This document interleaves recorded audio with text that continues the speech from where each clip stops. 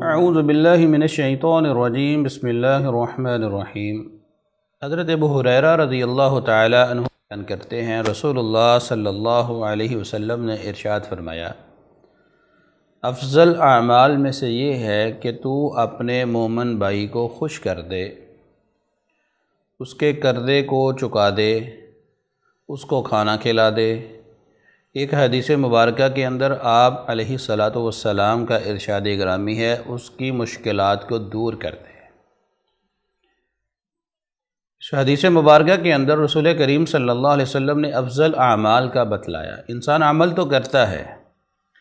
لیکن اگر اس کی ذرا سی توجہ سے اچھے عمل ہو جائیں، ایسے عمل ہو جائیں جو اعمال میں افضل ہیں، تو یہ کوشش ضرور کرنی چاہیے۔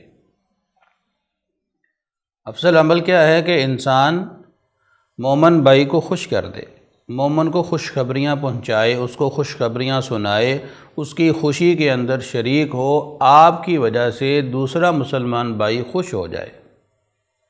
اور صحابہ اکرام اس بارے میں بڑے حریص رہتے تھے، ایک دوسرے کو خوشی کی خبریں پہنچانے کے اندر سبقت لے جانے کی کوشش کرتے تھے۔ اس سلسلے میں کہ بڑا ہی پیارا واقعہ حضرت عبداللہ بن مسعود رضی اللہ تعالی عنہ کا۔ رسول اللہ صلی اللہ علیہ وسلم مسجد میں تشریف لائے، سیدنا ابو بکر بھی تھے، عمر فاروق بھی تھے رضی اللہ تعالی عنہما۔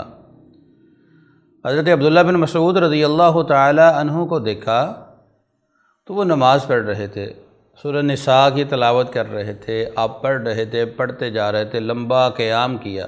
100 آیات کے قریب آپ نے قیام کیا۔ قیام کرنے کے بعد آپ نے دعا شروع کر دی۔ رسول اللہ صلی اللہ علیہ وسلم نے جب یہ دیکھا تو آپ نے فرمایا، اسأل تؤتا، اب سوال کرو تجھے ملے گا، سوال کرو اللہ تجھے عطا کریں گے۔ پھر رات ختم ہوئی، رسول اللہ صلی اللہ علیہ وسلم اپنے گھر کے اندر، ابو بکر اور عمر اپنے گھر کے اندر۔ اب حضرت ابو بکر صدیق رضی اللہ تعالی عنہ اب نماز کی ادائیگی کے بعد سب سے پہلے سیدنا عبداللہ بن مسعود رضی اللہ تعالی عنہ کے گھر میں پہنچے، اور جا کر رات کے بارے میں، اس واقعے کے بارے میں ان کو بتلایا اور پوچھا کہ اے عبداللہ بن مسعود، تم رات کو یہ قیام کر رہے تھے، ہم آپ کو دیکھ رہے تھے۔ رسول اللہ صلی اللہ علیہ وسلم نے یہ بات آپ کے بارے میں ارشاد فرمائی، اسأل تؤتا، سوال کرو اللہ آپ کو جواب دیں گے، اللہ آپ کی دعا کو قبول کریں گے۔ اور اب مجھے بتلائیے کہ آپ نے اللہ تبارک و تعالیٰ سے دعا کیا کی تھی۔ حضرت عبداللہ بن مسعود رضی اللہ تعالی عنہ بیان کرتے ہیں کہ میں نے اللہ تبارک و تعالیٰ سے یہ دعا مانگی تھی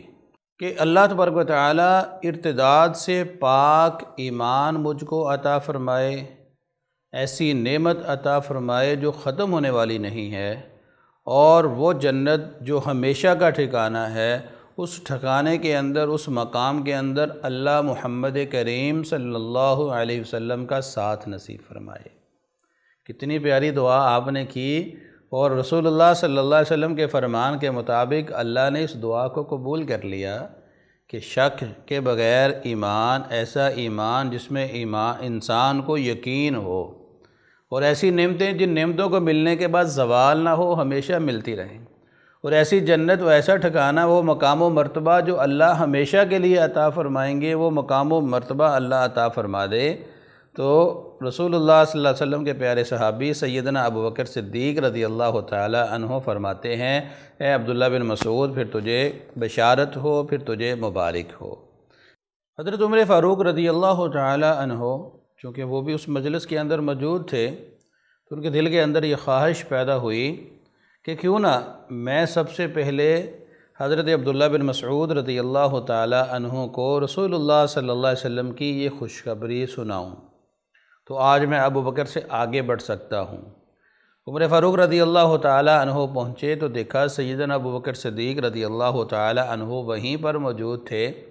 عبداللہ بن مسعود رضی اللہ تعالی عنہ نے فرمایا کہ مجھے ابو بکر نے یہ ساری بات بتلا دی ہے۔ عمر فاروق رضی اللہ تعالی عنہ نے کہا کہ میں ابو بکر سے خیر و بلائی میں کبھی بھی آگے نہیں بڑھ سکتا۔ صحابہ کرام خوشیوں کی خبر ساتھیوں تک پہنچانے کے لیے بے تاب رہتے تھے، آج ہمیں بھی چاہیے کہ مسلمان بھائیوں کو خوش کریں، ان کی خوشیوں کے اندر شریک ہوں، ان کو اچھی خبریں پہنچائیں، ان کی خوشی کے اندر شریک ہو کر ان کو مزید ہم خوش کریں۔ اور اس کے ساتھ ساتھ یہ بھی دیکھنا چاہیے کہ کہیں خوش کرنے کی بجائے آج ہم اپنے مسلمان بھائیوں کو ناراض تو نہیں کر رہے، ہم کہیں ان کی خوشیوں کو چھین تو نہیں رہے۔ اس کے لیے رسول اللہ صلی اللہ علیہ وسلم کا یہ فرمان کہ افضل اسلام یہ ہے کہ مسلمان اپنے مسلمان بھائی کو ہر قسم کی تکلیف سے محفوظ رکھے۔ آپ صلی اللہ علیہ وسلم نے ارشاد فرمایا جو انسان، جو مومن یہ چاہتا ہے اللہ تبارک و تعالیٰ اس سے قیامت کے دن کی پریشانیوں کو اور مصیبتوں کو دور کر دے، اس کو چاہیے کہ وہ دنیا کے اندر اللہ کے نیک بندوں کی پریشانیوں کو اور مصیبتوں کو دور کرے۔ جو شخص یہ چاہتا ہے کہ اللہ تبارک و تعالیٰ کل قیامت کے دن اس کے عیوب پر پردہ ڈال دیں، اس کو چاہیے دنیا کے اندر اپنے مومن بھائیوں کے عیوب پہ پردہ ڈالے۔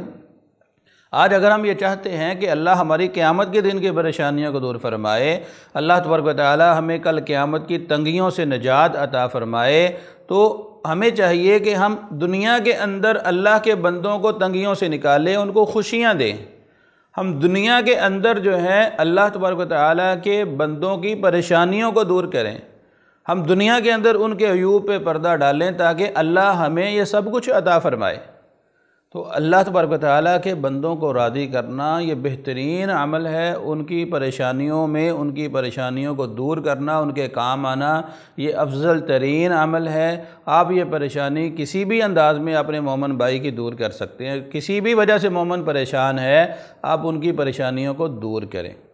آج تو ہمارے دور کے اندر الٹا یہ کام بھی ہوتا ہے کہ پریشانی کو دور کرنا یہ تو بعد کی بات ہے، ہم اپنے مومن بھائیوں کو مزید پریشان کرتے ہیں، جھوٹی خبریں سنا کر، جھوٹی خبریں پہنچا کر اور ان کے طرح طرح کے مذاق کا نشانہ بنا کر ہم ان کی عزتوں کو تار تار کرتے ہیں۔ ہمیں ایک اچھا مومن بننا چاہیے، اچھے اعمال کرنے چاہیے جن کے ساتھ اللہ تبارک و تعالی ہم سے راضی ہو جائے، اور ہم وہ عمل کریں جن اعمال کے ساتھ اللہ تبارک و تعالی ہماری دنیا اور آخرت بہتر فرما دے۔ اللہ تبارک و تعالی ہمیں عمل کی توفیق عطا فرمائے۔